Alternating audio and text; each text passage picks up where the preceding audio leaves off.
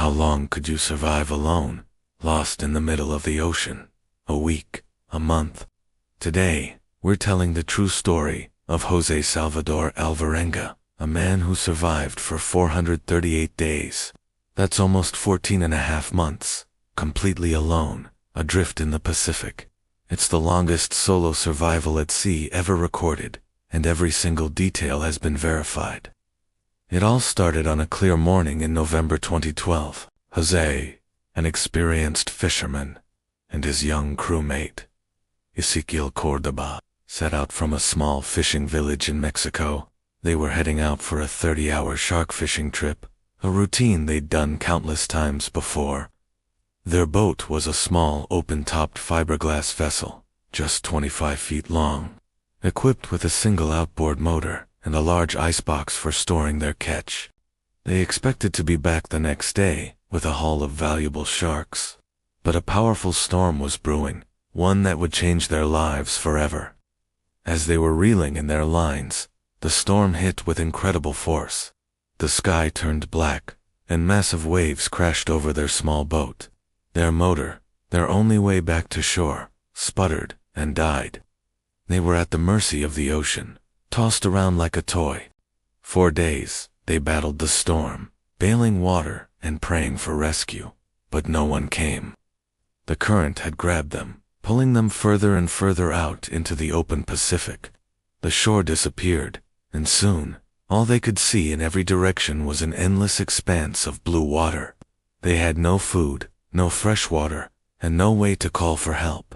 The search parties that were sent out found no trace of them and eventually gave up, presuming them lost to the sea. Back home, their families mourned.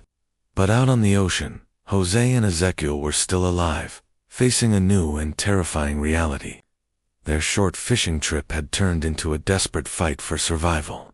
The first few weeks were a blur of hunger, thirst, and despair. They finished the little food and water they had within days. The relentless sun beat down on them, blistering their skin, while the cold nights chilled them to the bone. To survive, José had to get creative. He was a fisherman, and his instincts kicked in. He began catching sea turtles by grabbing their flippers as they swam near the boat. He'd haul them aboard, using their meat for food and, in moments of extreme desperation, drinking their blood for hydration. It was a gruesome but necessary act. He learned to catch birds that landed on his boat, snatching them with lightning speed. He'd eat them raw, feathers and all. His most reliable source of water was rainwater, which he collected in upturned turtle shells and empty plastic bottles. But when it didn't rain for weeks, the thirst was agonizing. The psychological toll was immense. Days bled into weeks, and weeks into months. They saw ships on the horizon, massive container vessels, and frantically waved, but they were too small, a mere speck in the vast ocean. No one saw them. The hope of rescue slowly faded, replaced by a deep, crushing despair. After about a month adrift, Ezequiel, the younger of the two, began to lose hope. He refused to eat the raw birds and turtles, disgusted by the diet that was keeping them alive. He grew weaker and weaker. One day, he made José promise that if he survived, he would find his mother and tell her what happened. Then, he passed away. José was now completely alone. The loneliness was a physical presence, a weight that pressed down on him every second of every day. He kept his friend's body in the boat for 6 days, talking to him, unable to accept that he was gone. He hallucinated, seeing strange visions and hearing voices. The line between reality and madness began to blur. He contemplated ending his own life, staring into the dark water, but something inside him, a primal will to live, held him back. He decided he had to survive, not just for himself, but to fulfill his promise to Ezequiel. He forced himself into a routine. He'd watch the sunrise and sunset, tracking the days. He prayed, he sang, he talked to himself, to the moon, to the dead body of his friend, just to keep his mind active. He continued to fish with his bare hands, catching small sharks by grabbing their tails. He fought off larger sharks that bumped against his boat, jabbing them with a dull knife.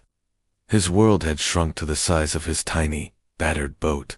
For over a year, this was his reality. Drifting, starving, and fighting to stay sane. Then, after 438 days, it happened. He saw it in the distance. Not a ship, not a hallucination, but land. A tiny green island. With the last of his strength, he paddled toward it. His boat, now shredded and barely afloat, crashed onto a reef. He crawled onto the beach, his legs weak and atrophied from months of disuse. He was on a remote atoll in the Marshall Islands, over 6,700 miles from where he started. He had crossed the entire Pacific Ocean. He was skeletal, his hair and beard matted, but he was alive. He stumbled inland and found a small beach house. The couple living there were stunned. This wild-looking man, speaking only Spanish, had literally washed up on their shore. Through gestures, he explained his story. It was so unbelievable that at first, no one thought it could be true. But as the details emerged, the evidence became undeniable. The barnacles on his boat matched the timeline, and DNA tests confirmed his identity.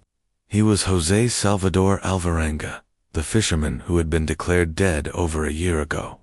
The news of his survival spread like wildfire across the globe. It was a modern-day miracle. And what did José do after his incredible ordeal? He was taken to the main island, given medical care, and after a few days, he found a phone. He called his family, who had long since held his funeral. Can you imagine that call? He spoke to them as if he was just returning from a long trip. After 438 days lost at sea, fighting sharks, drinking turtle blood, and conquering madness, José Salvador Alvarenga simply picked up a phone and called home. His story is a powerful testament to the unbreakable strength of the human spirit and the will to survive against all odds. If you were as amazed by this story as we are, please hit that like button and subscribe for more incredible true stories every week. Let us know in the comments what you think. Could you have survived? Thanks for watching.